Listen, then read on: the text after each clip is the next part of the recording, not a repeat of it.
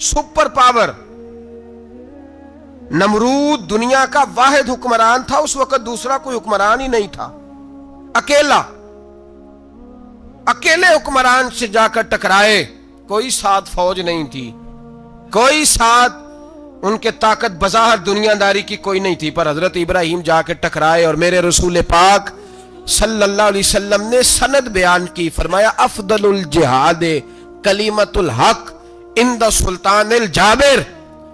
फरमाया सबसे अफजल जिहाद ये है कि तू जालिम बादशाह के सामने खड़े होकर हक बात बयान कर दे। ये सबसे बड़ा जिहाद है, ये सबसे अफदलुल जिहाद है कलीमतुल हक इंद सुल्तानिल जाबिर, सबसे बड़ा जिहाद। हजरत इब्राहिम खड़े हो गए, सुपर पावर से टकराए। यहां हम लोग हिकमतों का शिकार हैं, देखेंगे, करेंगे, सोचेंगे, और मौलवी साहब को वैसे कहते हैं आप परहेज करें सियासी बातों से। भाई अल्लाह के हर नबी ने जाके वक्त के जालिम हुक्मरान को लताड़ा है, ललकारा है, ये तो मिशन अंबिया है। हजरत सैयदना इब्राहिम अलैहिस्सलाम ने उसको जाके कहा कि तू झूठ बोलता है, तू झूठा है, तू खुदाई का दावा करता है, तू बहुत बड़ा जालिम है। और कुरान मजीद ने इस सारी बात को बयान फरमाया। हजरत इब्राहिम अलैहिस्सलाम से कहने लगा मैं रब हूं, तो आपने फरमाया मेरा रब तो वो है जो जिंदा करता और मारता है। तो फिर आप हक बात बयान करेंगे तो अल्लाह मारेगा कि बंदा मारेगा? कुछ भी नहीं होता, क्योंकि जिंदगी मौत किसके हाथ में है? अल्लाह के हाथ में। जिंदगी मौत अल्लाह, कुछ भी नहीं होता। इंसान सही सिमत का तयन करे और सही सही चले। हजरत अली शेर खुदा से किसी ने कहा था कि आपके बड़ी दुश्मनी है, कोई मुहाफ़िज़ रख लें। आप फरमाने लगे मौत खुद बहुत बड़ी मुहाफ़िज़ है, वक़्त से पहले आती ही नहीं, बड़ी मुहाफ़िज़ है। वक़्त से पहले अल्लामा नूरानी रहमतुल्लाह ताला अलैह कराची जैसे शहर में रहा करते थे, जहां गांव गांव पे खतरा था। लोगों ने कहा हजरत इतने बड़े लीडर हो, आपकी जमात की 62 सीटें हुई कौमी असेंबली में, एक ऐसा वक्त भी आया तो कोई एक आदमी बंदूक वाला। आप फरमाने लगे मुझे जरूरत ही नहीं, इसलिए कि जिस खुदा रसूल के लिए मैं निकला हूं वो खुद ही हिफाजत करने वाले हैं, जरूरत नहीं इन चीजों। तो भाई हजरत इब्राहिम टकराए और आपका अंदाज क्या है? जाके कहा कि तू नहीं, खुदा वो है जो जिंदा करता। और उसने एक बेवकूफों जैसी दलील दी।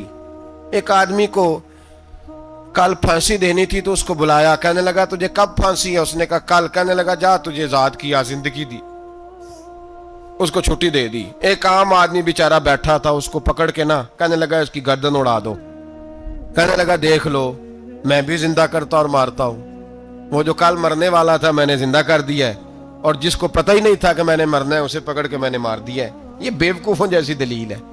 हजरत सैयदना इब्राहिम अलैहिस्सलाम चाहते तो उसी वक्त दलील तोड़ देते कि तू क्या बेवकूफों जैसी बात कर रहा है, अगर तू जिंदगी देता है तो मरे हुए में जान डाल के दे जिसको तूने मारा है।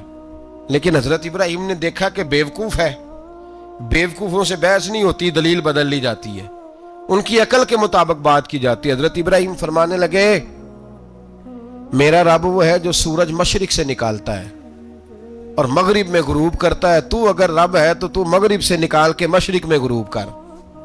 फबुहितल्लज़ी कफर, काफिर लाजवाब हो गया, उसके पास इस चीज का कोई जवाब नहीं था। अल्लामा इस्माइल हकी ने खूबसूरत फिक्रा लिखा है, खूबसूरत जान डाल दी एक जुमला कह के। हजरत सैयदना अल्लामा इस्माइल हकी रहमतुल्लाह अलैह फरमाने लगे चूंकि नमरूद बेवकूफों जैसी बातें कर रहा था, अगर वो ये कह देता ना कि मैं सूरज को निकालता हूं मशरिक से, मैं गुरूब करता हूं, माज़अल्लाह मगरिब में मैं निकालता हूं, तो आप अपने रब से कहिए कि वो मगरिब से निकाल के मशरिक में गुरूब करे। अल्लामा इस्माइल हकी फरमाते हैं रब करीम की आवाज़ कुदरत थी। मालिक हजरत इब्राहिम अलैहिस्सलाम के इस अगर वो कह देता और हजरत इब्राहिम दुआ कर देते तो रब करीम ने फरिश्तों को तैयार बिठाया हुआ था। फरमाया अगर ये कह दे मेरे खलील से कि सूरज मगरिब से निकाल के मशरिक में गुरूब करना है तो तैयार रहना, जिस तरह खलील कहेंगे वैसे ही कर देंगे।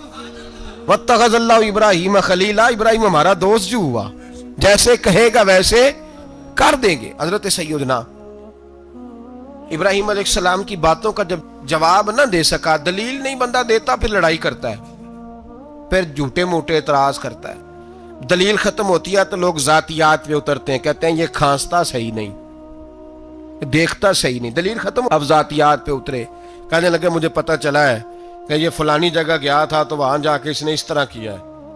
پھر لوگ ذاتیات پہ اترتے ہیں، جب دلیل کا جواب دلیل سے نہیں دے پاتے پھر ذاتیات پر اتر کر حملے کرتے ہیں. حضرت ابراہیم کے دلائل کا جواب نمرود نہ دے سکا تو کہنے لگا کہ اس کو آگ میں ڈال دو. قوم گئی ہوئی تھی ساری، آپ نے بات سنی ہوئی ہے، میں نے صرف اشارہ دینا ہے، میلے پہ. تو حضرت سیدنا ابراہیم علیہ السلام نے سارے بت توڑ دیے، کلاڑا بڑے بت کی گردن پہ رکھا. واپس آئے، کہنے لگے بت کس نے توڑے ہیں؟ تو فرمایا اس سے پوچھ لو جس کی گردن پہ کلاڑا ہے. کہنے لگے یہ تو بول ہی نہیں سکتا. تو فرمانے لگے بڑے بیوقوف ہو، جو بولتا ہی نہیں، سنتا ہی نہیں، اپنا آپ نہیں بچا سکتا، اس کی پوجا کرتے ہو. کہنے لگے پکڑو، دلیلیں ختم ہو گئی، اس کو آگ میں ڈالو. بہت بڑی حویلی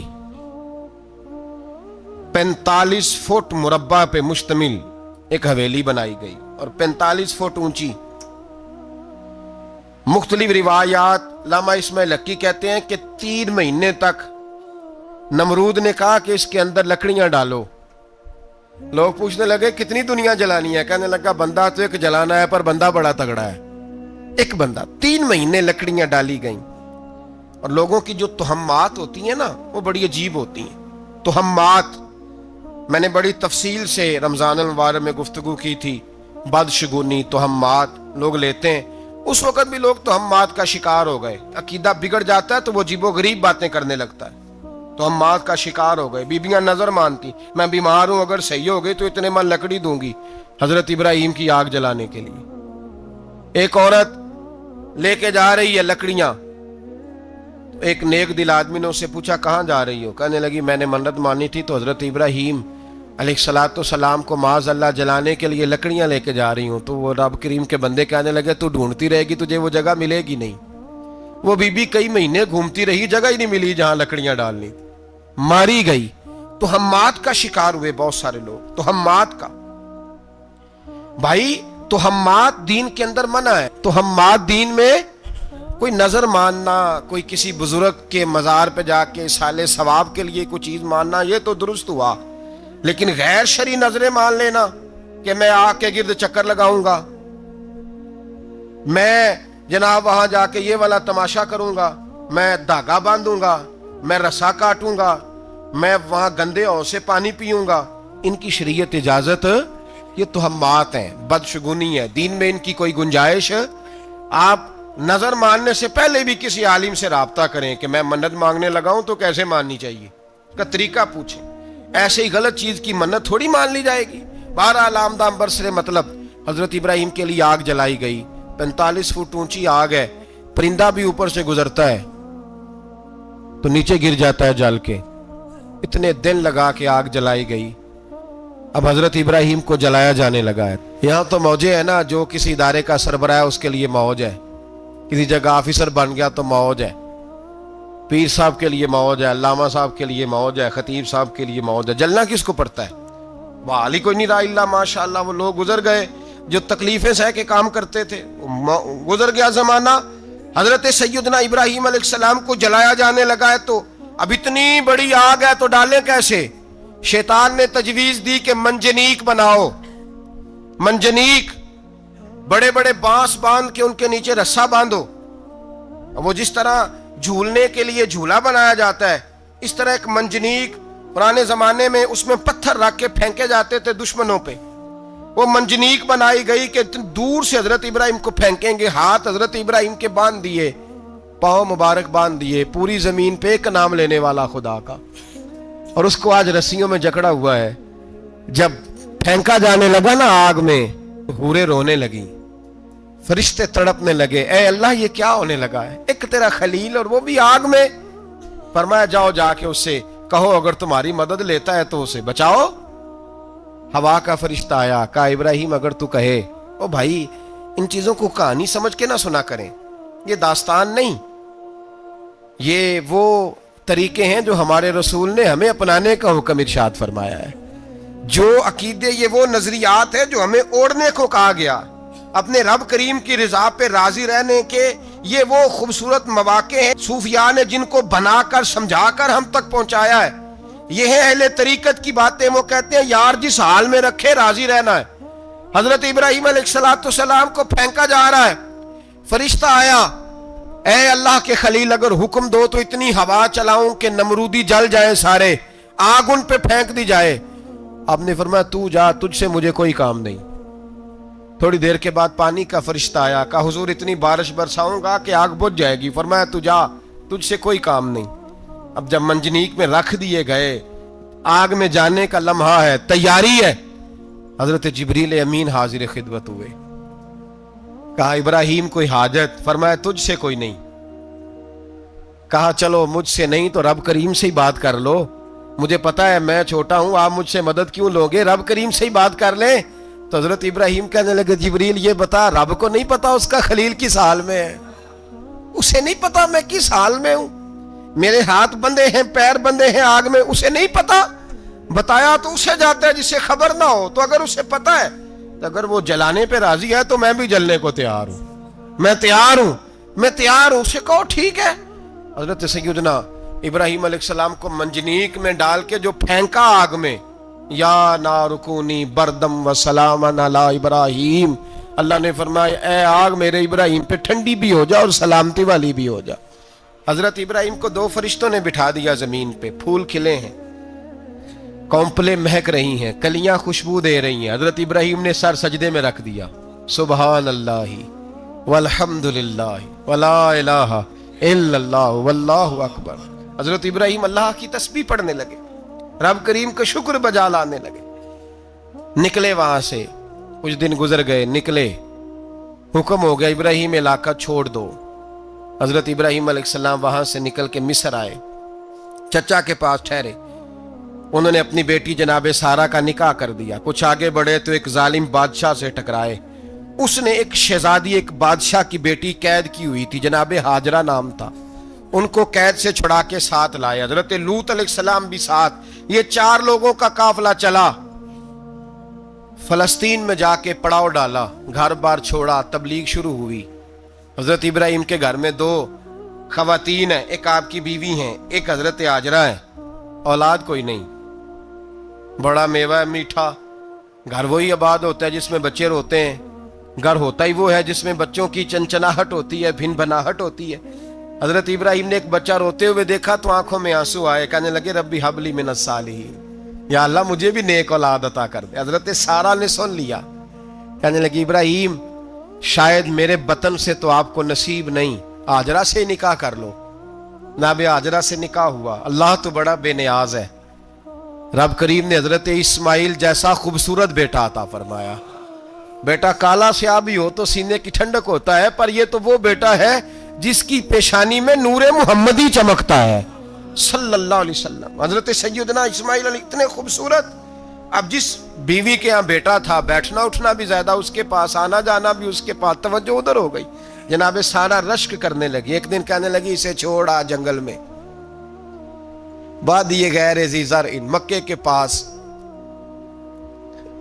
بھائی ایک بیٹا عالم دین بنا لو. کہنے لگا روٹی کہاں سے کھائے گا, تیرے 5 بیٹے ہیں, کو حافظ قرآن بنا, کہتے روٹی کہاں سے کھائے گا. وہ بچہ بھی کہتا ہے میں کہاں سے کھاؤں گا.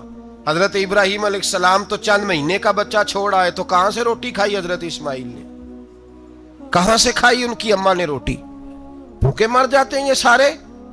میں بڑی ذمہ داری سے کہا کرتا ہوں کہ جتنی خوبصورت روٹی اللہ کریم دین کے خادموں کو عطا کرتا ہے شاید کسی اور کے نصیب ہوتی ہو, لیکن ہم لوگ توجہ ہی نہیں کر رہے, ہمارا ذوق ہی نہیں بن رہا, ہم یہ محنت ہی نہیں کر رہے کہ قوم کو مستند علماء کی ضرورت ہے, علاقوں کے علاقے خالی ہیں, ادھر ہمارا مزاج ہی نہیں بن رہا, توجہ ہی نہیں دین کی خاطر. اور پھر چلے بچے تو بعد کی بات ہے نا, جو ابھی خود جوان ہے وہ بھی یہ دعا. ایک صاحب مجھے کہنے لگے میں دعا مانگ رہا ہوں اللہ مجھے بیٹا دے تو میں اسے دین پہ لگاؤں گا. تو میں نے کہا آپ بھی بوڑھے نہیں ہوئے, آپ خود ہی لگ جائیں, بیٹا تو ابھی آئے گا تو لگے گا نا. تو آپ تو اس وقت ہے تو آپ تو پہلے لگے نا صاحب, 2 گھنٹے تو نکال کے آئے, دین سیکھنے کو کافی ہے. آپ اتنی لمبی سوچ رہے ہیں کہ بچہ آئے گا تو بڑا ہوگا تو وہ جائے گا تو دیکھی جائے گی, ابھی تو آپ ہیں تو آپ تو آؤ. حضرت ابراہیم نے بچہ وہاں چھوڑا. یہاں سے جو عمرہ کرنے لوگ جاتے ہیں نا, جو حج کرنے جاتے ہیں, ان کو پتا ہے کہ وہاں دنیا کی ہر نعمت ملتی ہے، پھر بھی ڈبل ٹرپل پیسے لوگ جیبوں میں ڈال کے جاتے ہیں۔ حضرت ابراہیم جب وہاں لے کے گئے تو کوئی انسان نہیں تھا، پانی کا قطرہ نہیں تھا، 2 کلو کھجوریں، ایک مشکیزہ، بیوی کو تھمایا۔ ہمارے گھر میں ہزاروں چیزیں پڑی ہیں، لیکن وہ جو توکل ہے نا وہ ختم ہو گیا ہے۔ اللہ دے گا، حلال حلال پہ قناعت کرے، جائز جائز پہ بھروسہ کرے، رب کریم عطا کرنے والا ہے، وہ مزاج ختم ہو گیا۔ حضرت سیدنا ابراہیم علیہ السلام 2 کلو کھجوریں، ایک مشکیزہ پانی کا دے کر کے، اور وہاں بٹھایا آپ نے اپنے بچے کو اور اپنی زوجہ جناب ہاجرہ کو، اور بٹھا کر کے یہ واپس پلٹنے لگے تو حضرت ہاجرہ سلام اللہ علیہ نے آواز دی، کہا ابراہیم کس کے سہارے پہ چھوڑ کے جا رہے ہو؟ جہاں آب زمزم کا کنواں ہے نا، جو لوگ گئے ہیں جنہوں نے صفا مروہ کی صحیح کی ہے، صفا مروہ سے باہر نکلے نا، سرکار کی ولادت کا مقام ہے، اس جگہ پہ آب زمزم کا کنواں تھا، وہاں حضرت سیدنا ہاجرہ کو بٹھایا، کوئی چیز نہیں، کوئی درخت نہیں، کوئی کھیت نہیں، کوئی پانی نہیں، کوئی کنواں نہیں، وہاں بٹھایا اور بٹھا کر کے نکلنے لگے تو جناب ہاجرہ فرمانے لگی ابراہیم کس کے سہارے پہ چھوڑ کے جا رہے ہو؟ کہنے لگے اللہ کے سہارے پہ۔ تو پاک باز بی بی نے ایک لفظ پوچھا، کہا ابراہیم یہ میرے رب کا حکم ہے، یہ میرے، بس جن کا عقیدہ توحید مضبوط ہو ان کے لیے ایک جملہ کافی ہوتا ہے، یہ میرے اللہ کا حکم ہے۔ تو جناب ابراہیم علیہ السلام فرمانے لگے ہاجرہ ہاں رب کا حکم ہے۔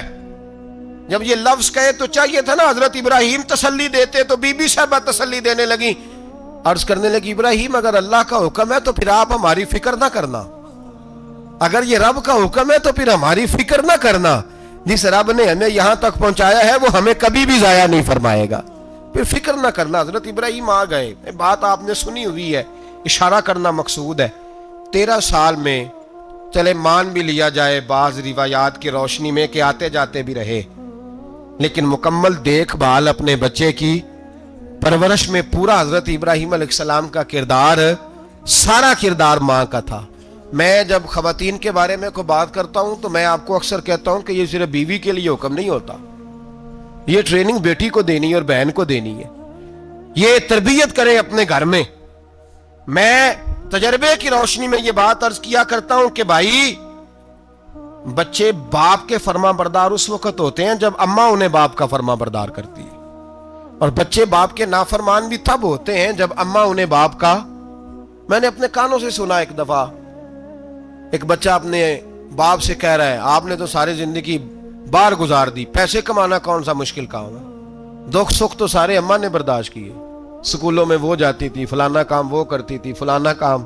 اب یہ سوچ اس کی ذاتی تو نہیں، یہ اس کو دی گئی ہے، اور اگر اس کو یہ سوچ دے دی جائے کہ اماں کہے کہ میں تو اپنوں میں رہی ساری زندگی، میں نے تو اپنوں میں وقت گزارا، اور تیرا باپ تو کئی دفعہ جنازے بھی نہیں پڑھ سکا، اس نے تو ماں باپ ایسے دفن کر دیے، وہ اگر یہ سوچ فراہم کرے تو پھر بچہ باپ کا فرما بردار ہوتا ہے۔ اور یہ والی روایتیں ہم بیوی کو سناتے ہیں، حالانکہ کس کو سنانی چاہیے؟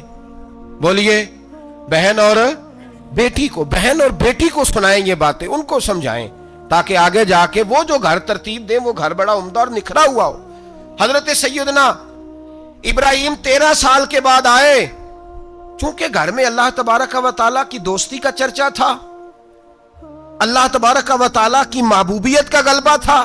13 سال کے بعد فلما بالغ معہ سعیا، بیٹا جب اتنا بڑا ہوا کہ سال چلنے لگا تو حضرت ابراہیم نے اپنے بیٹے کو بلا کے کہا بیٹا مجھے خواب آئی ہے، میں تجھے ذبح کر رہا ہوں، تیری کیا رضا ہے؟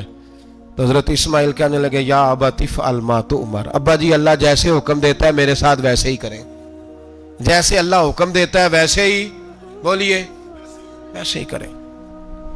حضرت ہاجرہ کو کہا کہ ایک دوست نے دعوت کی ہے تو وہاں جا رہے ہیں، بی بی مطمئن ہے، تفصیلات کی ضرورت نہیں، ختم بات، اعتبار ہے، مطمئن ہو گئی۔ شیطان پیچھے سے آیا اماں کے پاس، ذرا تھوڑی دیر کے لیے تصور جمائیے، یہاں تو پڑوسن آ کے کوئی بات بتا دیتی ہے خاوند کے بارے میں تو کئی مہینے جھگڑا جاری رہتا ہے، پڑوسن محلے دار۔ شیطان نے آ کے بتایا لفظ کیا ہے؟ کہا ہاجرہ تمہیں پتا ہے کہاں جا رہے ہیں؟ کہا دوست کی دعوت میں۔ تو کہنے لگے دوست کون ہے؟ رب کریم۔ کہا دوست کون ہے؟ رب کریم۔ کہا اچھا، کہا ذرا تھوڑی دیر کے لیے تصور جمائیے، یہاں تو پڑوسن آ کے کوئی بات بتا دیتی ہے خاوند کے بارے میں تو کئی مہینے جھگڑا جاری رہتا ہے، پڑوسن محلے دار۔ شیطان نے آ کے بتایا لفظ کیا ہے؟ کہا حاجرہ تمہیں پتا ہے کہاں جا رہے ہیں؟ کہا دوست کی دعوت میں۔ تو کہنے لگے دوست کون ہے؟ رب کریم۔ اور ابراہیم کا خیال ہے کہ اس رب نے مجھے حکم دیا ہے کہ میں ذبح کروں. تو حضرت حاجرہ کہنے لگی کبھی باپ بھی بیٹے ذبح کرتے ہیں؟ شیطان کہنے لگا ان کا خیال ہے کہ ان کے رب نے حکم دیا ہے. جناب حاجرہ فرمانے لگی اگر رب نے حکم دیا تو پھر تو مجھے شیطان لگتا ہے, تو مجھے شیطان لگتا ہے. کا کیا مطلب؟ فرمانے لگی اگر رب کریم کا حکم ہے تو میرے پاس ایک اسماعیل ہے, اگر 1000 بھی ہوتے میں سارے اللہ کے راستے میں پیش کر دے دیتی. مالک کا ہی تو ہے سارا کچھ, اسی کا ہے, اس میں لیت اللہ کی کیا گنجائش. حضرت سیدنا ابراہیم علیہ السلام نے بیٹے کے حلق پہ چھری رکھ بھی دی اور چھری چلا بھی دی, رکھ بھی دی, اور وہ تو اللہ کریم نے فرمایا یا ابراہیم قد صدقت الرؤیا, ابراہیم تو نے خواب سچا کر دکھایا, وہ قیامت تک تیرا نام رہے گا. حضرت ابراہیم نے وطن بھی دیا, جان بھی دی, بیٹا بھی. اللہ کریم نے دمبے دیے, فرمایا یہ فدیہ ہے. اب یہ قربانی قیامت تک حضرت ابراہیم کے طریقے کے مطابق جاری ہے. حضرت ابراہیم بہت بڑے مہمان نواز تھے, بہت بڑے. آپ جب مصر میں قیام تھا تو بڑے بڑے لمبے چوڑے لنگر پکتے تھے, لوگ آیا جایا کرتے تھے, بڑا تفصیل کے ساتھ کھانا ہوتا تھا. مہمان نوازی آپ کی خاص صفت مبارکہ ہے. ہمارے ہاں بھی مہمان نوازی ہوتی ہے امیروں کی, بلکہ اب تو مہمان نوازی اس طرح کی ہے کہ کل تیری میرے پاس دعوت ہے اور پرسوں میری تیرے پاس ہے. وہی امیروں میں وہ چکر رہتا ہے, پارٹیاں دوست ایک دوسرے کو ڈالتے ہیں, تیری طرف پارٹی تیری طرف. اور اسی انداز میں اب یہ عید آئے گی نا, ٹکا پارٹیاں ہوں گی جگہ جگہ, اور لوگ سوال پوچھنے لگے ابھی سے, کہتے ہیں قربانی کا کتنا گوشت گھر رکھنا جائز ہے, قربانی کا کتنا گوشت گھر رکھنا جائز ہے؟ سارا ہی جی. اس لیے فریزر لے لے, فریج سے نہیں کام چلے گا, سارا ہی جہاز گھر رکھنا سارا ہی جائز ہے, رکھ لیں. او خدا کے بندے, قربانی وہ بندہ دیتا ہے جو سارا سال ہی گوشت کھاتا ہے. صحیح کہہ رہا ہوں؟ قربانی صاحب نصاب صاحب استطاعت بندہ دیتا ہے نا, تو وہ سارا سال ہی گوشت, تو سارا گھر میں رکھنا بھی جائز ہے, لیکن سارا دے دینا بھی. تو جو آ رہی ہے اس پہ کیوں توجہ کرتے ہو, جو دوسرا جائز ہے اس پہ کیوں نہیں عمل کرتے؟ سارا تقسیم کر دیں, بات ختم ہوئی. یقین کریں محرم میں جا کے دوست ٹیلی فون کر کے سوال پوچھتے ہیں, کہتے ہیں صاحب سنا ہے قربانی کا گوشت محرم میں کھانا جائز نہیں. میں کہ نہیں, ربیع الاول چ بھی جائز جے, رجب رمضان تک کھاؤ, کوئی بندہ نہیں منع کرتا. اس لیے کہ کسی کو دینا تو پسند ہی نہیں. یا پھر اس میں سے جو خاص چیزیں ہیں وہ اپنی فریج میں, اور باقی جو ہے وہ دوسروں کے لیے. یہ کیا طریقہ ہے ہمارا؟ اور اسی پہ عمل ہے. اللہ تبارک و تعالی ہمیں سمجھنے کی توفیق عطا فرمائے.